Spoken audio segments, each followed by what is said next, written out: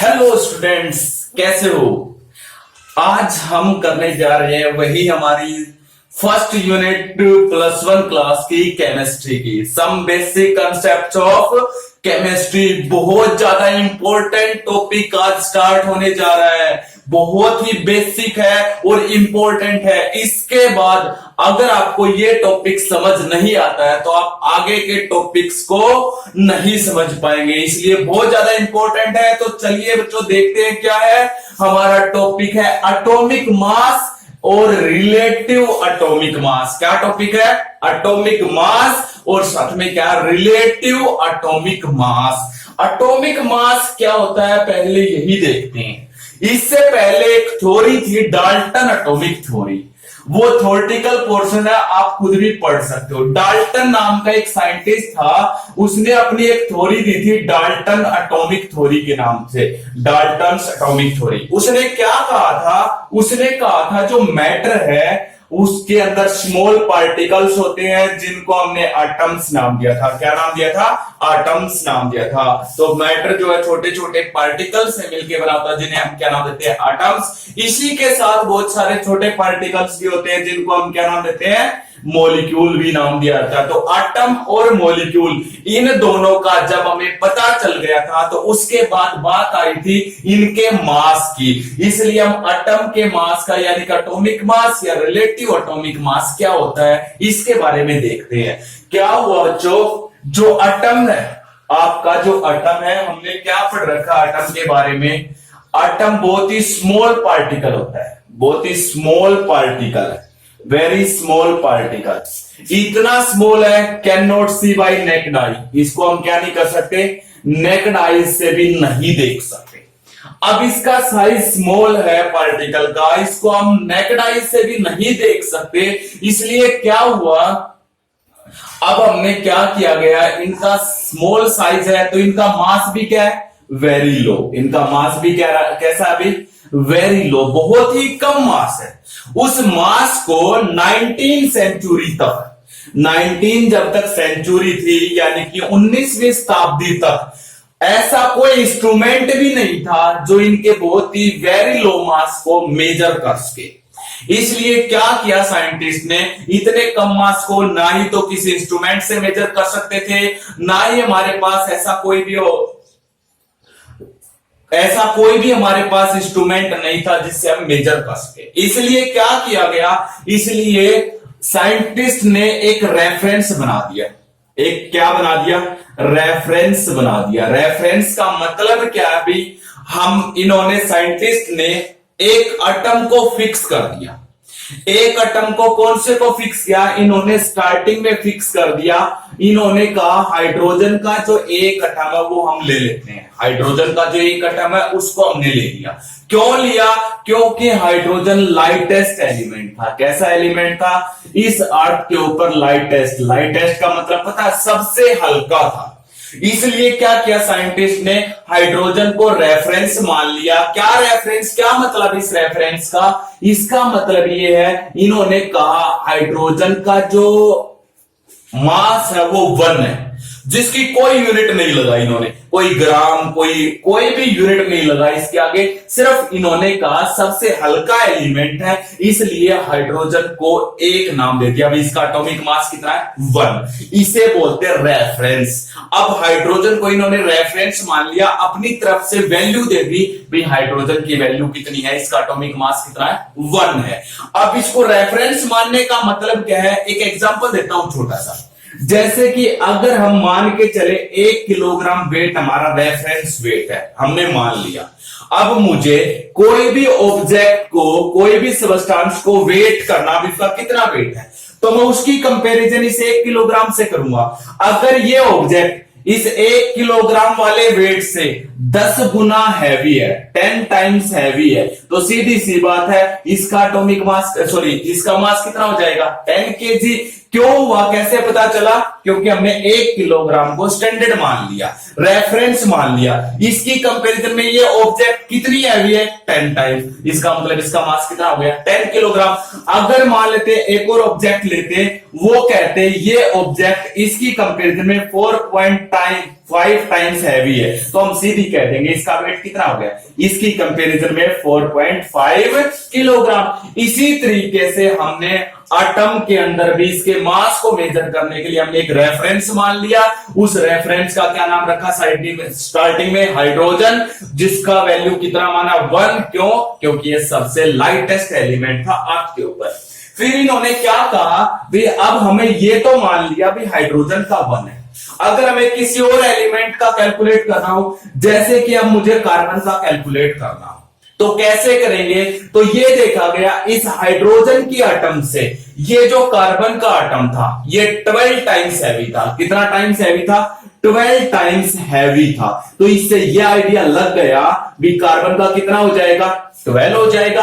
किसकी कंपैरिजन में, किसके रिलेटिव में? इस हाइड्रोजन की कंपैरिजन जब हमने कार्बन से की तो कार्बन 12 टाइम्स हैवी था, तो कार्बन का एटॉमिक मास कितना होगा, 12। इसकी कोई यूनिट नहीं थी भी, इन्होंने कोई यूनिट दी नहीं थी स्टार्टिंग में, इसलिए कार्बन का मास कितना बता दिया इन्होंने, 12। इसलिए इस मास को हम क्या है, एग्जैक्ट एटॉमिक मास नाम नहीं देंगे, क्योंकि हमने इसकी कंपैरिजन इस रेफरेंस से की है जो हमने हाइड्रोजन माना था। इसलिए इसको क्या नाम दिया, रिलेटिव एटॉमिक मास। क्या नाम दिया, रिलेटिव एटॉमिक मास। हमने रिलेट किया, हमने क्या किया, रिलेशन किया किसके साथ, इस रेफरेंस जो माना है इस हाइड्रोजन के साथ। जब कार्बन का रिलेशन किया तो इसके रिलेशन में इसका मास 12 टाइम्स हैवी था, इसलिए इसका मास कितना आया, 12। इसलिए हम इसको बाद में क्या नाम दिया, रिलेटिव एटॉमिक मास। तो हमने ओनली एटॉमिक मास नाम नहीं दिया था, क्या नाम दिया था, रिलेटिव एटॉमिक मास। समझ आया या नहीं आया? तो हमें रिलेटिव एटॉमिक मास पता किया।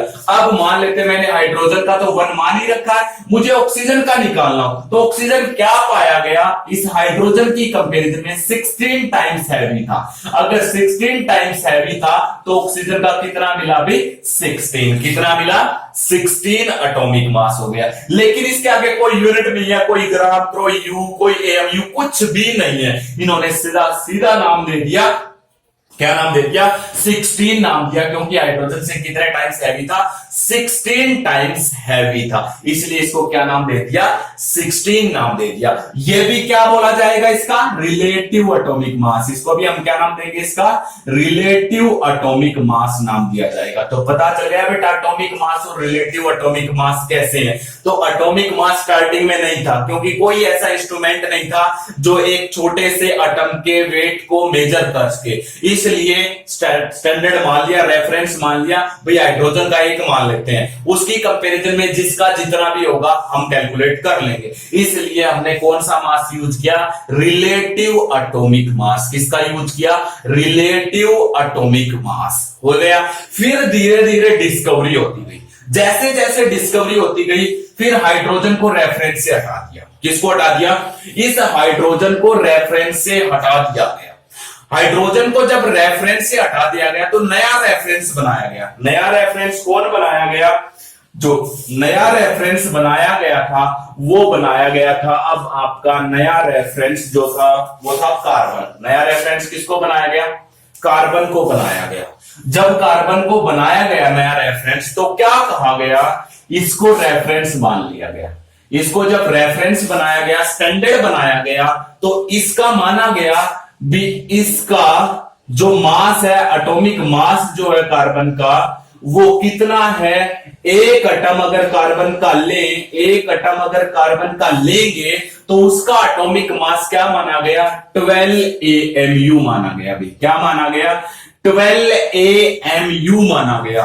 अब की बार देखो क्या चेंज है, जब हाइड्रोजन स्टैंडर्ड माना था तो कोई यूनिट नहीं दी थी हमने, अब की बार हमने यूनिट दी। क्या यूनिट दी, AMU, जिसका पूरा नाम क्या होता है, A का मतलब होता है एटॉमिक, M का मतलब होता है मास, U का मतलब क्या होता है, यूनिट। तो इसको क्या नाम दे दिया गया, एटॉमिक मास यूनिट नाम दे दिया गया। इसको क्या नाम दे दिया गया, एटॉमिक मास यूनिट नाम दे दिया गया। तो क्या हुआ, जब हमने कार्बन को रेफरेंस बनाया गया तो क्या किया, एटॉमिक मास जो है, एक एटम जो होता कार्बन का, उसका कितना मान लिया गया, 12 AMU। कितना मान लिया गया? 12 AMU, जिसको हम बोलते हैं एटॉमिक मास यूनिट। अब आपको किसी का भी एटॉमिक मास अगर निकालना है तो उसकी कंपैरिजन किसके साथ की जाएगी?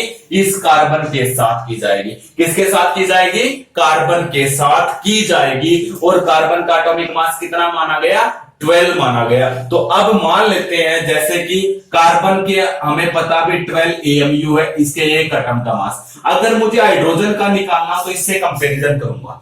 अब मुझे हाइड्रोजन का निकालना ही है तो इस कार्बन से जब हाइड्रोजन की कंपैरिजन की गई तो हाइड्रोजन का मास कार्बन की कंपैरिजन में 1/12 टाइम्स था। कितना था? 1/12वां हिस्सा था। इसके मास से इसका 1/12वां हिस्सा था। तो कैसे निकालोगे?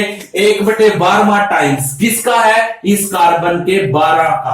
कार्बन का जो मास है वो 12 AMU है, इसकी कंपैरिजन है, इसका मास 1/12 था। तो 12 AMU का अगर मैं 1/12वां हिस्सा करूं तो ये कैंसिल, तो हाइड्रोजन का कितना मास आया? 1 AMU। कितना आ गया अभी? 1 AMU। इस तरीके से कार्बन को रेफरेंस बनाया गया, जिसके साथ में यूनिट भी लगाई थी, एटॉमिक मास यूनिट AMU लगाया गया।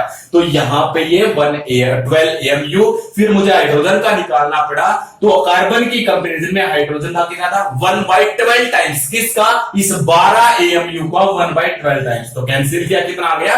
1 AMU आ गया। हो गया। फिर धीरे धीरे किया गया। अभी 1 AMU की वैल्यू किसके इक्वल होती है? 1 AMU किसके इक्वल होता है? तो 1 AMU निकालना जरूरी था। तो 1 AMU की वैल्यू देखते हैं किसके इक्वल होती है। तो 1 AMU निकालो। कैसे निकालोगे? एक बार जरा ध्यान से देखना, बहुत ही पते की बात है।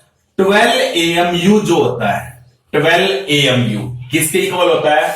1 एटम ऑफ कार्बन। लिख सकता हूं 1 एटम ऑफ कार्बन, लिख सकते हैं भी ऐसा। 12 AMU is equal to 1 atom of carbon. ये हमने रेफरेंस माना तब निकाला था। अब यहां पे 1 AMU किसके इक्वल हो जाएगा? अगर 1 AMU is equal to 1 atom of carbon, 1 atom of carbon divide में क्या आ जाएगा भाई? ये वाली क्वांटिटी कहां पे आएगी? डिवाइड में आएगी या नहीं आएगी? तो आपके पास देखो 12 AMU 1 एटम ऑफ कार्बन है, तो 1 AMU इज इक्वल टू, ये नीचे आ जाएगा, इक्वल टू क्या आएगा? 12 आ जाएगा। तो 1 एटम ऑफ कार्बन डिवाइड में क्या आ जाएगा? 12। ये किसके इक्वल हो जाएगा? 1 AMU। तो अब जरा ध्यान से देखिएगा, मैं क्या लिख सकता हूं? 1 AMU को मैं ये लिख सकता हूं, 1 AMU को जो कार्बन का एटम है उसका 1/12वां हिस्सा जो होता है, 1/12वां जो हिस्सा होता है कार्बन के एक एटम का, उसको हम क्या बोलते हैं? 1 AMU। अरे सिंपल है बिल्कुल। जब आपका कार्बन का एक एटम 12 AMU के इक्वल है तो मुझे 1 AMU निकालना हो तो क्या करूं? इसका 12वां हिस्सा कर देते हैं। तो इसका 12वां हिस्सा क्या करोगे? 1/12 टाइम्स ऑफ कार्बन एटम। तो कार्बन एटम का कौन सा हिस्सा कर देते हैं? 1/12वां हिस्सा। 1/12वां हिस्सा करोगे तो उसमें थे 12, 12 में से 1/12वां का हिस्सा कितना आएगा? 1। तो 1 AMU किसके इक्वल आ गया? 1 AMU is equal to carbon atom का 1/12वां हिस्सा। तो ये क्या है? 1 AMU अगर आपसे पूछा जाए किसके इक्वल होता है तो आपको पता होना चाहिए 1/12 ऑफ कार्बन एटम। किसके इक्वल होता है बेटा? 1/12 of carbon atom. Carbon atom का 1/12वां हिस्सा जो होता है वो किसके इक्वल होता है? 1 AMU के इक्वल होता है। तो ये बहुत ही पते की बात है, 1 AMU आपको पता होना चाहिए, बहुत ही जरूरी है। तो ये याद रख लो, नोट कर लो, 1 AMU is equal to carbon atom of 1/12। ठीक है, अब मैं इसको साफ कर देता हूं। आगे अब देखिएगा, जब हमने ये पता कर लिया 1 AMU ये होता है, तो इसको मैं यहीं पे रख लेता हूं, बाकी को हटा देता हूं। अब धीरे धीरे क्या किया गया? फिर एक इंस्ट्रूमेंट आया भी, मास स्पेक्ट्रोमीटर। एक इंस्ट्रूमेंट आया जिसको नाम देते हैं मास स्पेक्ट्रोमीटर। इस मास स्पेक्ट्रोमीटर का क्या यूज था? ध्यान से देखिएगा। इस मास स्पेक्ट्रोमीटर से हमने पता किया कार्बन का जो वेट है, एक एटम का वेट है, कार्बन के एक एटम का जो वेट है वो कितना पाया गया? कार्बन के एक एटम का वेट था भाई 1.99 मल्टीप्लाई 10⁻⁻23 ग्राम। कितना मिला?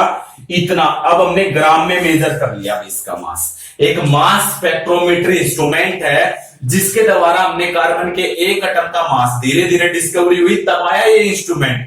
तो इसका मास कितना मिला? 1.99 मल्टीप्लाई 10⁻⁻23 ग्राम। ये कार्बन के एक एटम का मास है अगर ग्राम में मेजर करें। थोड़ी देर पहले जस्ट आपने किया था, कार्बन के एक एटम का मास अगर एएमयू में निकालें तो कितना था? 12 एएमयू। कितना था भाई? 12 एएमयू।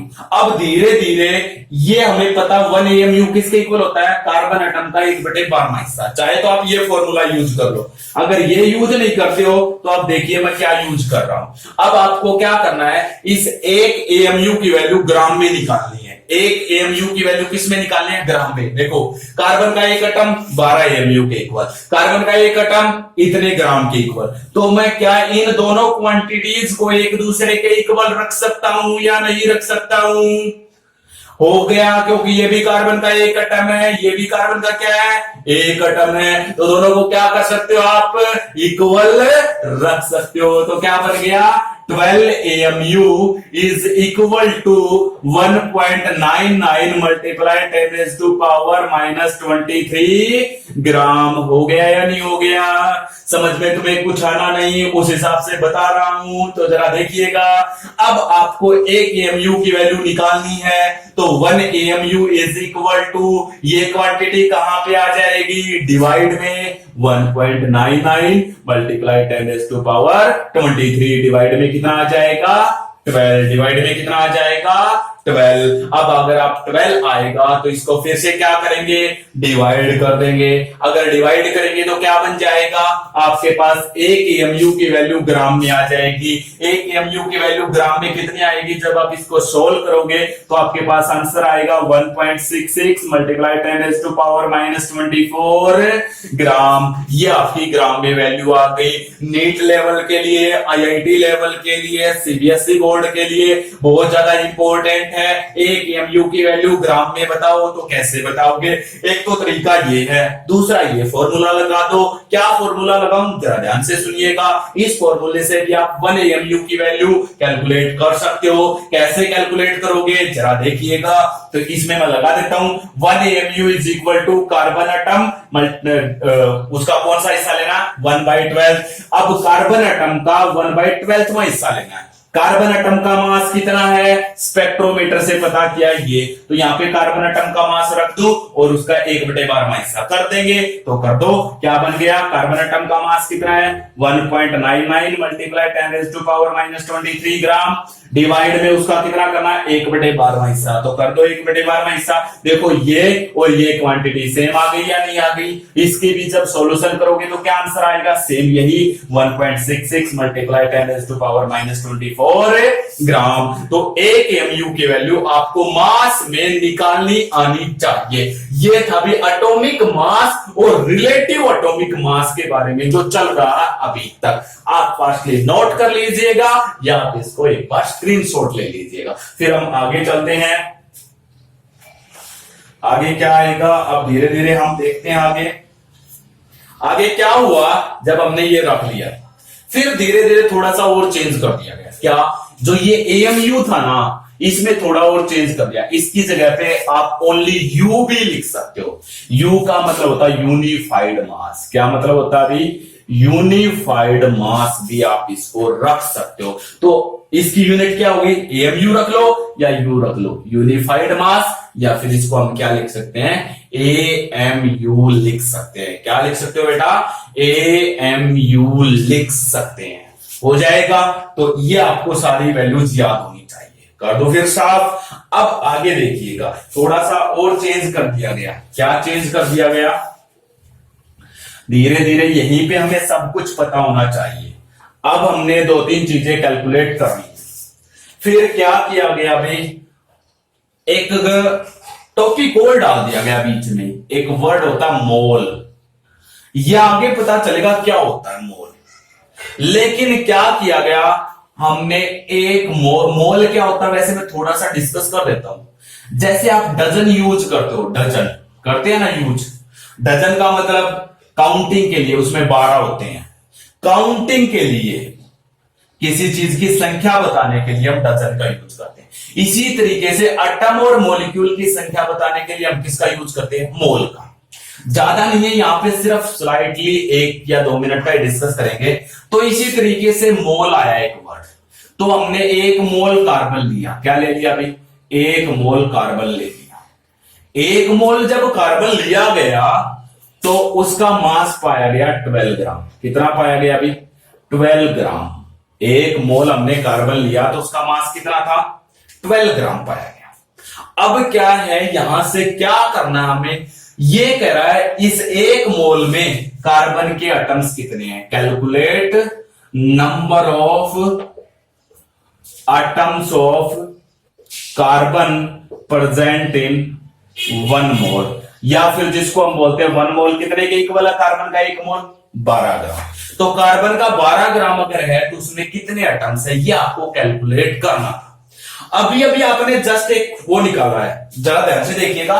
कार्बन के 1 एटम का मास आपने कितना निकाला है? अभी अभी आपने कैलकुलेट किया था स्पेक्ट्रोमेट्री से 1.9 मल्टीप्लाई 10⁻⁻23 ग्राम। ये क्या था भाई? कार्बन के 1 एटम का मास, ये लिखा हुआ। It is equal to 1 atom of carbon. लिख सकता हूं, अगर मेरे पास ये 1 ग्राम होता, अगर 1 ग्राम, इतने ग्राम 1 एटम है कार्बन का, अगर इसका मैं 1 ग्राम लूं तो उसमें कितने एटम हो जाएंगे कार्बन के? तो 1 ग्राम इज इक्वल टू क्या हो जाएगा? 1 एटम ऑफ कार्बन। डिवाइड में कौन आ जाएगा भाई? अरे 6 7 के न्यूमेरिकल होते हैं ये कहां पे आ जाएगी? क्वांटिटी डिवाइड में आ जाएगी। -23 ग्राम आ जाएगा या नहीं आ जाएगा? अब आपके पास क्या है? देखो इतने ग्राम 1 एटम के इक्वल, अगर 1 ग्राम होता तो 1 एटम डिवाइड में ये। अब मेरे पास कितने ग्राम है कार्बन? 12 ग्राम, जो कि 1 मोल के इक्वल है। अगर मैं 12 ग्राम में एटम निकाल दूंगा, इसका मतलब मैंने 1 मोल में ये पता कर लिया कितने एटम है। किसके 1 मोल में? कार्बन के 1 मोल में। तो जरा ध्यान से देखिएगा, अब मेरे पास है 12 ग्राम कार्बन है। 12 ग्राम कार्बन में कितने हो जाएंगे? तो क्या आ जाएगा? 1 एटम डिवाइड में क्या है? 1.699 मल्टीप्लाई 10⁻⁻23 और मल्टीप्लाई, ये 12 कहां पे चला जाएगा? मल्टीप्लाई में चला जाएगा। हो गया। अब इसको सबको सोल्व किया गया तो आंसर क्या आया? 6.022 मल्टीप्लाई 10⁻23 एटम्स। कितना आया अभी? तो यानी कि मैं ये कह सकता हूं कार्बन 12 ग्राम को बोलते हैं 1 मोल, और इसके 1 मोल में कितने एटम्स होते हैं? 6.022 मल्टीप्लाई 10⁻23 एटम्स। ये वैल्यू आगे मोल कंसेप्ट में काम आएगी भी, इसलिए मैंने ये छोटा सा एग्जांपल आपको दिया है। ये जो एटम्स है इतने, इसको बाद में नाम दे दिया गया, इस वैल्यूज को नाम दे दिया गया बाद में एवोगैड्रोज नंबर, वो आगे आएगा। तो ये था आपके पास एटॉमिक मास, और दूसरा हम इसको क्या बोलते हैं? रिलेटिव एटॉमिक मास, जो कि बहुत ज्यादा इंपॉर्टेंट है। अगर आपको ये आता है तो ये समझो आपके कि आपके टॉपिक्स जो है, तो आपको ये सब पता होना चाहिए। फिर धीरे धीरे हमारे पास क्या हुआ? एक टॉपिक और ऐड हो गया, एवरेज एटॉमिक मास। क्या ऐड हो गया बेटा? एवरेज एटॉमिक मास का। तो इसको साफ, अब हमारे पास आया average atomic mass. Average atomic mass का क्या मतलब है? एवरेज एटॉमिक मास, ये एक नया टॉपिक है। इसके ऊपर भी आपको न्यूमेरिकल कंपटीशन लेवल में बहुत ज्यादा मिलते हैं। एवरेज एटॉमिक मास का क्या मतलब है? अब क्या हुआ, जैसे मैंने कार्बन ले लिया, ठीक है, कार्बन का कितना एटॉमिक मास ले रहे थे हम? 12 AMU। लेकिन क्या ये सही है? कोई जरूरी नहीं है भाई ये सही है या गलत है। इसलिए क्या किया गया, क्या पता चला? इस कार्बन के आइसोटोप्स हैं। क्या भी इस कार्बन के आइसोटोप होते हैं, आपने पढ़ा हुआ आइसोटोप्स। कार्बन के 3 आइसोटोप मिले, एक कार्बन 12, एक कार्बन 13, एक कार्बन 14। यानी कि एक का मास होता है 12, एक का मास होता है 13, एक का मास होता है 14। तो अब यूज कौन सा करें? हमारे पास समस्या ये आ गई, आइसोटोप्स में मास अलग होता है लेकिन सबका एटॉमिक नंबर क्या होता है? सेम होता है। जैसे कार्बन का एटॉमिक मास सबका 6 है लेकिन मास नंबर सबका अलग अलग। अब आइसोटोप्स थे अलग अलग, तो हम 12 वाला यूज करें, 13 वाला यूज करें या 14 वाला, कौन सा यूज करें? ये हमारे पास प्रॉब्लम आ रही थी। इसलिए क्या किया गया, एक सैंपल ले लिया गया। सैंपल का मतलब मान लेते मैंने 100 एटम्स कार्बन के लिए, क्या ले लिए अभी? 100 एटम्स मैंने कार्बन के लिए। जब हम कार्बन के 100 एटम्स लेते हैं तो उसमें से आपको क्या मिलेंगे? 98.8 एटम्स तो मिलेंगे आपको कार्बन 12 के। इन 100 में से 98.8 एटम आपको मिलेंगे कार्बन 12 के, और आपके पास 1.1 जो एटम मिलेंगे वो मिलेंगे कार्बन 13 वाले। और जो बच गए आपके 100 में से, देखो 98.8 ये हो गया, 1.1 ये हो गया। अब आपके बच गए कितने? जो बचे हैं वो है 2 × 10⁻⁻10 एटम। इतने जो बच गए 100 में से वो किसके होंगे? कार्बन 14 के। तो इस तरीके से जो भी सैंपल लोगे ना उसमें कार्बन 12 अलग, कार्बन 13 अलग, कार्बन 14 अलग, ऐसे नहीं मिलेगा। इन तीनों मिलेंगे उस सैंपल में, और उसमें से अगर 100 एटम होंगे तो 98.8 एटम तो होंगे कार्बन 12 के, 1.1 एटम होंगे कार्बन 13 के, और कार्बन 14 के कितने होंगे? 2 × 10⁻10। इतने एटम्स होंगे, यानी कि बहुत ही कम है। ये तो ना के बराबर है, ये भी ना के बराबर है। सारे एटम लगभग किसके हैं? कार्बन 12 के। लेकिन फिर भी हमारे लिए यूज करना, किसका एटॉमिक मास यूज करें, ये बहुत ही डिफिकल्ट था। इसलिए हम इन तीनों का एवरेज बना देते हैं। कैसे बनाओगे? इन तीनों की अबंडेंस के अकॉर्डिंग, कितनी अमाउंट में ये प्रेजेंट है, इसके अकॉर्डिंग हम क्या बना देते हैं? इनका एवरेज बना देते हैं। उसको हम क्या नाम देते हैं? Average atomic mass. कैसे बनाते हैं? एक छोटा सा एग्जांपल देता हूं। मान लेते हैं मेरे को कोई कह दे भाई एक बार हमने वेट किया वो 10 ग्राम आया, एक बार आपने वेट किया वो 10 ग्राम आया, दूसरी बार वेट किया वो आया 11 ग्राम। तो तीसरा कहता है क्यों नहीं इन दोनों का एवरेज ले लें। एवरेज कैसे लेते हैं? इन दोनों को जोड़ देते हैं, और ये कितनी क्वांटिटी है? एक और एक 2, तो 2 से डिवाइड कर देते हैं, तो मीन निकल गया। कितना आ गया? 10.5। अरे आपको मीन, मीडियन, मोड के न्यूमेरिकल पता ना, उसमें ऐसे ही मीन निकालते हैं, एवरेज निकालते हैं। तो इस तरीके से जो भी एटम जिनके आइसोटोप होते हैं ना उनका हम एवरेज यूज करते हैं। एवरेज कैसे निकालते हैं? वही आपके पास एक क्वेश्चन है, एवरेज एटॉमिक मास कैसे निकालते हैं? देखिएगा जरा। 100 में से इतने एटम इसके हैं, अगर 100 में से इतने हैं तो इसको हम डायरेक्ट किस में लिख सकते हैं? जब मेरे पास 100% कार्बन होगा तो उसमें से 98.8% कार्बन 12 होगा, 1.1% आपके पास कार्बन 13 होगा, और 2 × 10⁻⁻10 जो होगा वो क्या होगा? कार्बन 14 की परसेंटेज होगी। अब आपको एवरेज एटॉमिक मास अगर बनाना है तो एवरेज एटॉमिक मास आप कैसे बनाते हो? जरा ध्यान से सुनिएगा। एवरेज एटॉमिक मास बनाना बहुत ही इजी होता है। तो क्या करें? इसकी परसेंटेज मल्टीप्लाई क्या करते हैं? इसका मास, ये हो गया, प्लस में इसकी परसेंटेज मल्टीप्लाई इसका मास, प्लस में इसकी परसेंटेज मल्टीप्लाई क्या करते हैं? भाई इसका मास, ये हो गया। भाई इन तीनों को जोड़ दिया। डिवाइड में क्या करोगे? अब आप डिवाइड में कितना करोगे? भाई जितना भी आपको पता है। अब डिवाइड में हमने कितने को जोड़ा, अब क्या करेंगे? यहां पे इस परसेंटेज में दिया हुआ परसेंटेज को खत्म करना है तो हम कितने से डिवाइड कर देंगे? इसको 100 से। अगर हमें इस परसेंटेज को खत्म करना तो कितने से डिवाइड कर देंगे? 100 से डिवाइड कर देंगे। तो यही होता है। ये जो 12 वाला था इसकी अबंडेंस इतनी थी, इतने परसेंट था, ये इतने परसेंट था, ये इतने परसेंट था। परसेंटेज को खत्म करने के लिए कितने से डिवाइड कर दिया? 100 से। अगर ये परसेंटेज में नहीं होते तो आप इसको डिवाइड करने की जरूरत नहीं थी। जैसे अब यहां पे है, मैं इसको पहले ही परसेंटेज को अगर खत्म कर दूं तो इसकी परसेंटेज को खत्म करोगे तो कितना रह गया? 0.988। इसकी परसेंटेज को खत्म करोगे तो कितना रह जाएगा? ये आपके पास 0.011। अगर इसकी परसेंटेज को खत्म करोगे कितना आ जाएगा? 2 × 10⁻⁻5। तो इसमें आपको मल्टीप्लाई करने की जरूरत नहीं पड़ेगी। एवरेज एटॉमिक मास सीधा क्या करोगे? सीधा आप डायरेक्ट इसका मास, सॉरी इसकी परसेंट अबंडेंस मल्टीप्लाई इसका मास, प्लस में इसकी अबंडेंस मल्टीप्लाई इसका मास, प्लस में इसकी अबंडेंस मल्टीप्लाई क्या करोगे? इसका मास। कितना इसका मास? 40। ये परसेंटेज खत्म करने के लिए 100 से डिवाइड, यहां से इसको अलग से कर लिया डिवाइड, इसको अलग से कर लिया, इसको अलग से, यहीं पे परसेंटेज खत्म कर ली तो बाद में ऐसे कर दिया। तो आप या तो पहले परसेंटेज खत्म कर लो या बाद में कर लो, तो क्या बन जाएगा? एवरेज एटॉमिक मास बन जाएगा। एक और एग्जांपल लेते हैं। एक और एग्जांपल हम क्या लेते हैं एवरेज एटॉमिक मास निकालने का? जरा ध्यान से देखिएगा। हमारे पास क्लोरीन होता है। क्या होता है? क्लोरीन। इसके दो आइसोटोप होते हैं, क्लोरीन 35 और क्लोरीन 37। इसकी परसेंटेज जो थी, इसकी परसेंटेज थी 75%, इसकी जो परसेंटेज थी वो थी 25%। ये ऐसे था भाई। तो इसका कहा गया एवरेज एटॉमिक मास बनाओ। एवरेज एटॉमिक मास कैसे बनेगा? अभी तो बता था, इसकी परसेंटेज मल्टीप्लाई इसका मास, प्लस में क्या करोगे, इसकी परसेंटेज मल्टीप्लाई इसका मास, इन दोनों को जोड़ दें और परसेंटेज को खत्म करने के लिए कितने से डिवाइड कर दें बेटा? 100 से डिवाइड कर दोगे तो क्या बन जाएगा? एवरेज एटॉमिक मास बन जाएगा।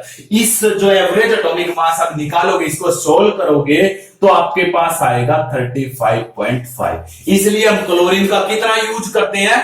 35.5 लेते हैं अभी। ठीक है, हमेशा आपको जब भी आपको याद करवाया जाता है तो क्या याद करवाया जाता है? क्लोरीन का 35.5, क्योंकि वो कौन सा मास है? एवरेज एटॉमिक मास हम यूज करते हैं। तो ये था हमारे पास एक टॉपिक, एवरेज एटॉमिक मास। बेटा ये बेस है।